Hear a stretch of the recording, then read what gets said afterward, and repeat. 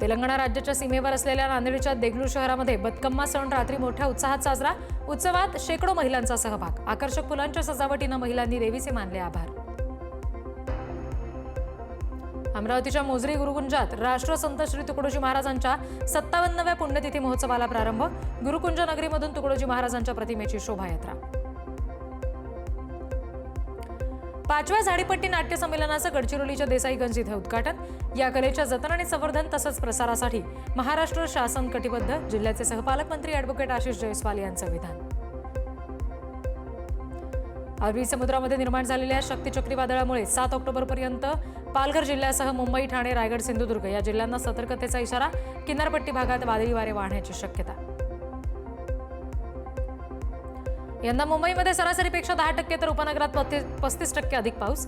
2020चा record कायम. मुंबईमध्ये सरासरी वार्षिक पाऊस 2095 मिलीमीटर होत असल्याची नोंद, तर उपनगरात 2319 मिलीमीटर पावसाची नोंद. मुंबईला पाणीपुरवठा करणाऱ्या 7ही तलावांमध्ये 14,32,164 दशलक्ष लिटर इतका पाणीसाठा. 2 वर्षाच्या तुलनेमध्ये जवळपास 5 ते 8 दशलक्ष लिटरनं कमी पाणीसाठा. मालेगावात महापालिकेकडून 3,273 जन्म प्रमाणपत्र रद्द. 539 संशयितांना करण्यात आलं आतापर्यंत हजर. 100 पेक्षा अधिक जणांवर कारवाई. नाशिक महापालिका जिंकण्यासाठी शिंदेंच्या शिवसेनेची जोरदार तयारी. आज शिंदे नाशिकमध्ये मेळावा घेणार, तर याआधीच भाजपचा 100 पारचा नारा. 8 ऑक्टोबरला पंतप्रधान नरेंद्र मोदी यांचं विमान स्वर्गीय दिबा पाटील नवी मुंबई आंतरराष्ट्रीय विमानतळावर उतरणार. विमानतळाचं होणार शानदार उद्घाटन. अनेक मुहूर्त हुकल्यानंतर अखेर उद्घाटन होणार. पुण्यातील लोहगाव परिसरात स्थानिक आमदार बापू पठारे आणि नागरिकांमध्ये मोठा वाद. पठारे आणि त्यांच्या चालकाकडून मारहाण झाल्याचा स्थानिकांचा आरोप. पठारे हे शरद पवारांच्या राष्ट्रवादीचे आमदार. स्थानिक स्वराज्य संस्थांच्या निवडणुकीच्या तयारीला सुरुवात केली. वैद्यकीय शिक्षण मंत्री हसन मुश्रीफ यांचं वक्तव्य. जमेल तिथे युती किंवा स्वबळावर लढण्याचा व्यक्त केला निर्धार. रायगडच्या कर्जत मतदारसंघात अजित पवारांच्या राष्ट्रवादीची मोर्चे बांधणी. नेरळ इथे राष्ट्रवादीच्या जनसंपर्क कार्यालयाचं सुधाकर घारे यांच्या हस्ते उद्घाटन. पुणे महापालिका निवडणुकीच्या अंतिम प्रभाग रचनेमध्ये 8 प्रभागांच्या नावात बदल. अंतिम प्रभाग रचनेला निवडणूक आयोगाकडून मंजुरी. अंतिम प्रभाग रचनेनंतर इच्छुकांचं लक्ष आरक्षण सोडतीकडे. उल्हासनगर महापालिका निवडणुकीसाठी केलेल्या प्रभाग रचनेवर नागरिकांचा आक्षेप. 5,000पेक्षा जास्त मतं दुसऱ्या प्रभागात टाकल्याच्या निषेधात नागरिकांची स्वाक्षरी मोहीम. मुख्यमंत्र्यांच्या अध्यक्षतेखाली ओबीसी संघटनांची बैठक. मराठा आरक्षणासंदर्भातील GR रद्द करण्याची मागणी. 2014 पासून दिले गेलेले जात प्रमाणपत्रांची श्वेतपत्रिका काढा. ओबीसी संघटनांची मागणी.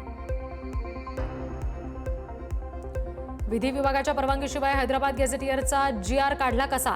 मंत्री छगन भुजबळ आक्रमक. तर 2014 पासूनच्या जात प्रमाणपत्रासह पडताळणी प्रमाणपत्रांची श्वेतपत्रिका काढा. पंकजा मुंडेंसह ओबीसी नेत्यांची मागणी.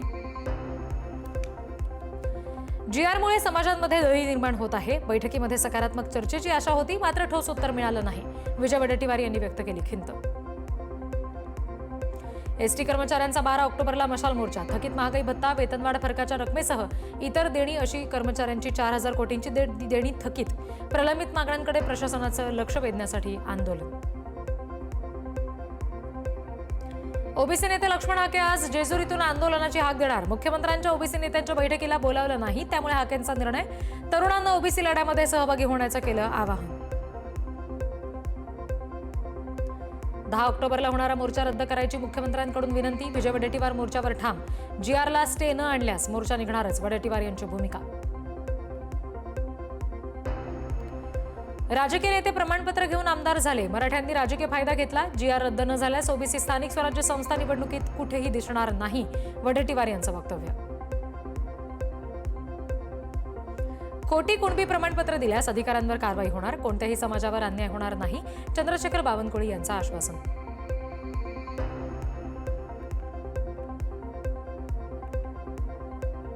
बंजारा समाजाला एसटी प्रवर्गातून आरक्षण न दिल्यास 20 कोटी बंजारा हिंदू धर्माचा त्याग करणार. बंजारा ब्रिगेडचे राष्ट्रीय अध्यक्ष रविकांत राठोड यांचा इशारा. कोणीही आत्महत्या करू नका. आत्महत्येसारखं टोकाचं पाऊल उचलून आपल्याला विजय मिळवता येणार नाही. धनगर आंदोलक दीपक बोराडे यांचं आवाहन. मनसे नेते आजपासून 3 दिवसीय मराठवाड्याच्या दौऱ्यावर. मनसे नेते बाळा नांदगावकर आणि सरचिटणीस मनोज चव्हाण करणार दौरा. नुकसानग्रस्त शेतकऱ्यांना मनसेकडून बी बियाणं आणि खतांची मदत केली जाणार.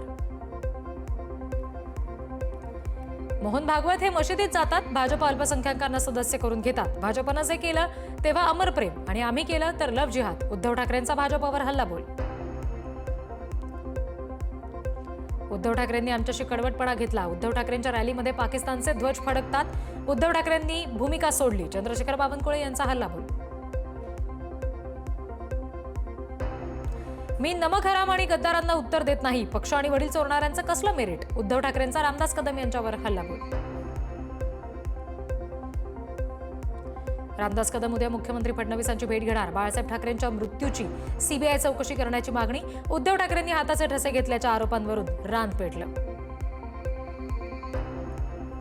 रामदास कदम यांना कोर्टात खेचणार. कदमांच्या पत्नीनं जाळून घेतलं की जाळलं. ज्योती कदम प्रकरणाची नार्को टेस्ट व्हावी. अनिल परब यांची मागणी. माझ्या पत्नीचं नाव घेणाऱ्याला मी न्यायालयात खेचणार. आई बहिणींच्या नावाची बदनामी करून गलिच्छ राजकारण सुरू. रामदास कदम यांची अनिल परब यांच्यावर टीका. उद्धव ठाकरेंनी स्वतः बाळासाहेबांसोबत गद्दारी केली आहे. ज्या मराठी माणसांसोबत उद्धव ठाकरेंनी गद्दारी केली तो मराठी माणूस उद्धव ठाकरेंचा सुपडा साफ केल्याशिवाय राहणार नाही. रामदास कदम यांचा ठाकरेंवर पलटवार. संजय राऊत यांनी बाळासाहेबांची शिवसेना बुडवली. राऊत म्हणजे विनाशकालीन विपरीत बुद्धी.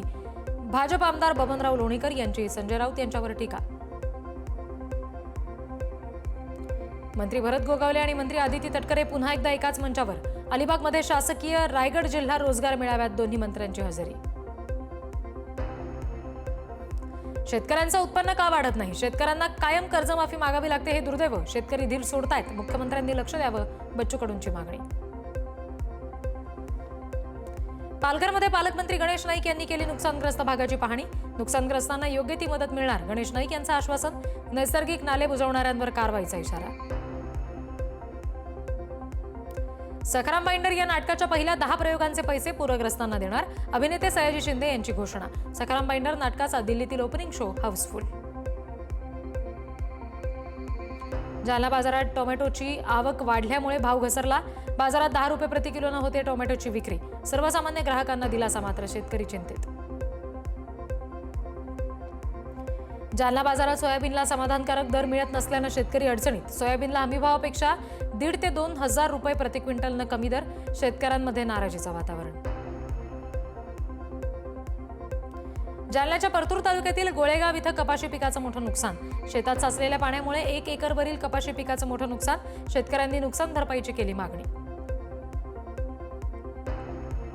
अकोला जिल्ह्यामध्ये अतिवृष्टीमुळे 111 गावं बाधित. 29,327 हेक्टरवरील पिकांचं नुकसान झाल्यानं शेतकरी हवालदिल.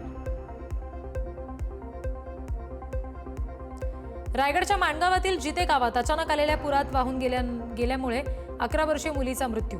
मुलगी आईसोबत गुरं आणण्यासाठी गेलेली असताना आला पूर. नवी मुंबईच्या उल्वेमधील दुकानाला भीषण आग लागल्याची घटना. सिलेंडरचा स्फोट असल्याचा प्राथमिक अंदाज. अग्निशमन दलाकडून आगीवर तात्काळ नियंत्रण. सुदैवानं जीवितहानी नाही.